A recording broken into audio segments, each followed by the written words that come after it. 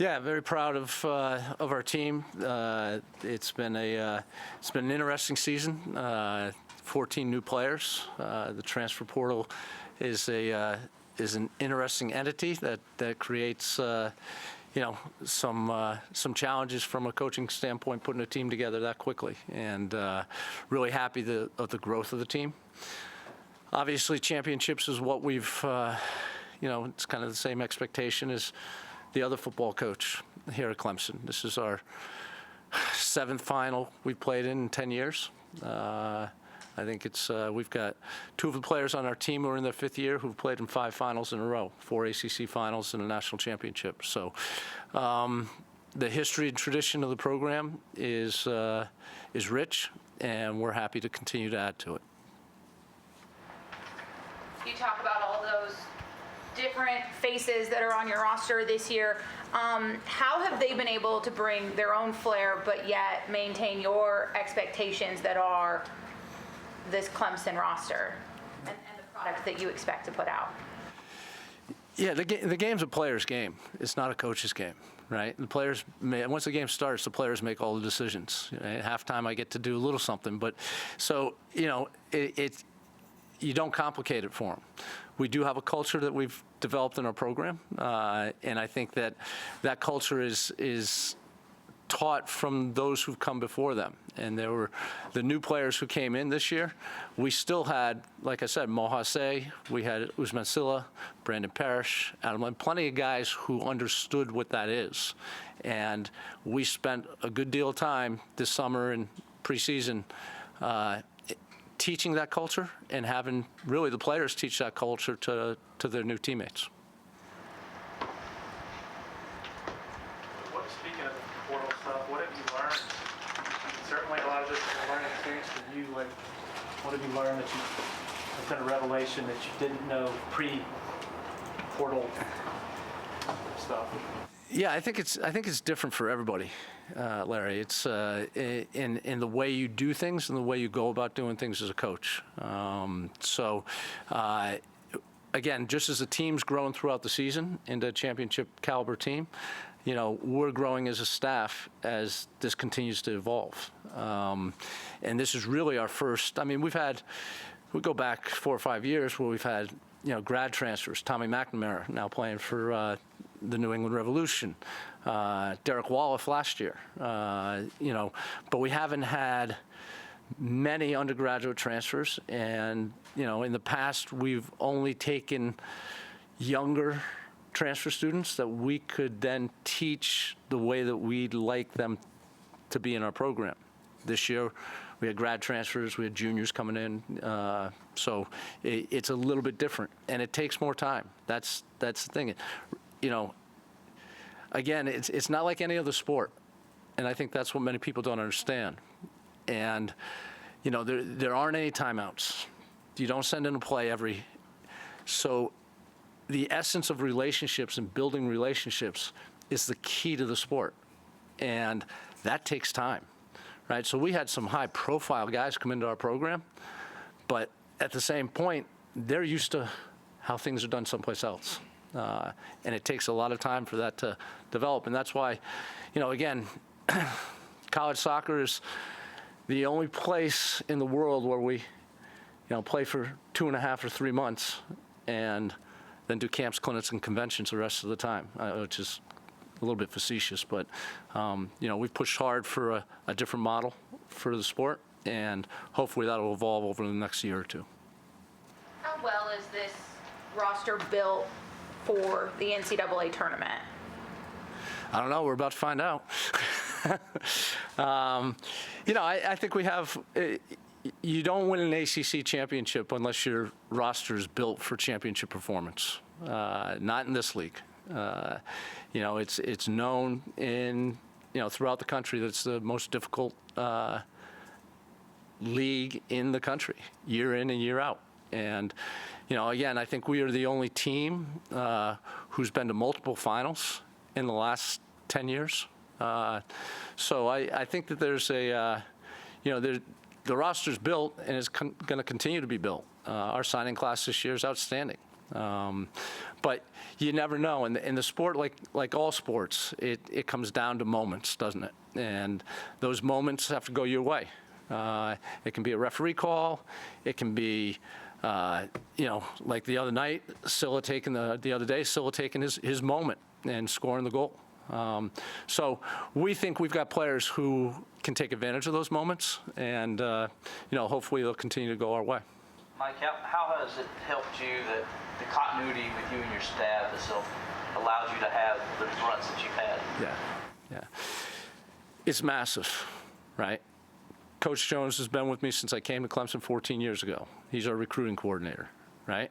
Camilo Rodriguez has been here for 6 or 7 years, and he's as good a goalkeeper coach. If you look at what our goalkeepers have done and what they've done after they've done playing at Clemson, you can see his value. And, he's from this area. He was a head coach, right? He understands what's going on. When this year we were allowed to hire another full-time coach, and we went out with certain criteria to find Malik Mbai. We wanted a Clemson alum, right? We wanted someone who had played in our program during what we call the modern era since we've gotten here. And someone who could a little bit younger, who can relate with the players, right? And so that was Malik. And then our director of soccer operations, Rob Thompson. Rob was a 26-year head coach at Division I level at New Hampshire. He was my assistant in New Hampshire many, many years ago. I won't tell you how old I am, but we all work really well together, and they deserve a great deal of credit because they challenge me every day. And if they don't challenge me, I don't think you would have seen that continuity. What were some of the most important coaching adjustments you guys made early in the season, whether lineup-wise or just looking back? Yeah.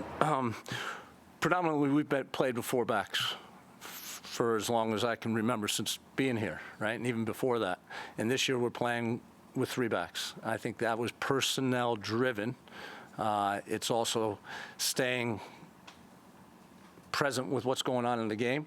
And learning, and it's fun. Again, one of the hard things is when you've done this as long as I have, Larry, is that you have to, I talk about challenge, you have to challenge yourself. And if you always do what you've always done, you always get what you've always gotten. And I wanted to challenge myself and challenge my staff. So we changed the system, right? We knew the personnel would fit it, but many times in our sport, you have a system and you bring personnel in to fit that system.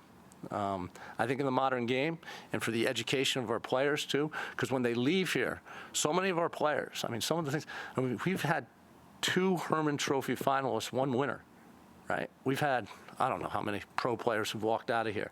Now, guys playing with Messi now, down in Florida. But, for us, when those guys leave, they have to have a soccer education as well as a Clemson education, because they may play in a different system. They're going to play for a different coach. And if you're playing the sport at the highest level here in this country, you're going to have to adapt to a lot of different circumstances that are different than what's here in Clemson. So we try to expose them to that, and that was one of the main ones this year.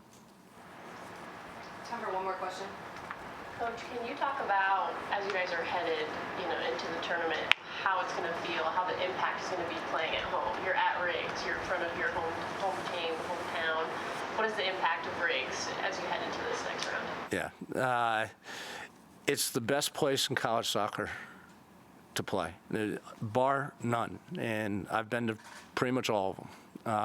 It is an amazing venue. A lot of times you feel the fans, right? And when you can feel the fans, that means the stands are close to the field. So we feel the fans, they feel us, right? And I think that's what soccer's about. That's what sport's about, really. But soccer in particular, and the reason why I fell in love with it, because it's about motion, but it's really about emotion. And the emotion that our crowd generates for our team, and I've said this many, many times, it's not who you play in the NCAA tournament, because they're all good. We're getting probably the second toughest or third toughest conference in the country. We're getting their champion potentially in the second round, right? And that's not to take anything away from High Point, because High Point may beat Charlotte, but it's not who you play, it's where you play. And it's the same thing with recruiting and players. It's not who you get, it's what you do with what you get. And Clemson continues to get the best fan base in college sports, much less college soccer, I think, in the country. And I do have one question. In watching Saturday or Sunday's game, you're down 1-0 against a great defensive UNC team. They're obviously so very good. But just watching it, you had the feeling that Usman was going to do something at some point, that he was going to make a play, and he did.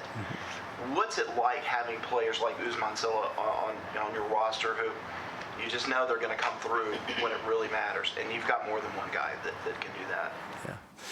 Yeah, and again, if you look, he's kind of the catalyst, but you're right. We have many people, and we've scored with many different players, and I don't know whether they're first or second in goal scorer this year. But you've heard it said, the coaching adage, heard it said in every sport, right? Big players, big games. And he's as big a player as we have on our team, even though he's small in stature. But he is, he was on his game. And he's been on it for about 4 or 5 weeks, 6 weeks maybe.